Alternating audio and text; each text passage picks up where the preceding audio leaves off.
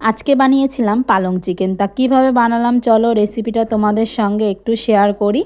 এখানে আমি 1 আঁটি মতো পালং শাক নিয়েছিলাম। পালং শাকটা ভালোভাবে বেছে ভালোভাবে ধুয়ে নিয়েছি। এখানে উনুনে কড়াই বসিয়ে দিয়েছি। কড়াইতে 1 বাটি মতো জল দিয়েছিলাম। জলটা গরম হয়ে আসলে পালং শাকগুলো দিয়ে আমি লবণ দিয়ে একটু ঢাকা চাপা দিয়ে সিদ্ধ করে নেব। এই যে দেখো আমি ঢাকা চাপা দিয়ে পালং শাকটা সিদ্ধ করে নিয়েছি। এই যে আমি ঢাকনাটা খুলে দেখো আমার পালং শাকটা সিদ্ধ হয়ে গেছে। এবার আমি এটা তুলে বরফ ঠান্ডা জলে কিন্তু ভালোভাবে ধুয়ে নেব।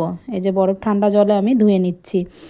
ধুয়ে আমি একটা মিক্সিতে একটা পেস্ট বানিয়ে নেব। পালং শাকটা যে সিদ্ধ সে পালং শাকটা আর দিয়েছিলাম ধনেপাতা আর কটা কাঁচা লঙ্কা দিয়ে ভালোভাবে একটা ফাইন পেস্ট বানিয়ে নেব।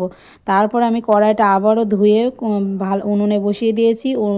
কড়াইটা গরম হয়ে আসলে আমি সরষের তেল আর গোটা গরম মশলা, জিরে আর পেঁয়াজ দিয়ে দিয়েছি। পেঁয়াজটা ভাজা হয়ে আসলে তারপর টমেটোটা দিয়ে দেবো। তারপরে দিয়েছিলাম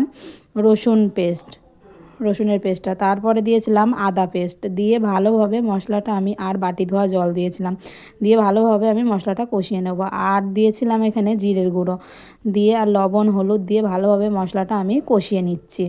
ওই যে দেখো মশলাটা আমার কষানো হয়ে গেছে। এবার আমি কিন্তু চিকেনগুলো মশলার ভিতরে দিয়ে দেব।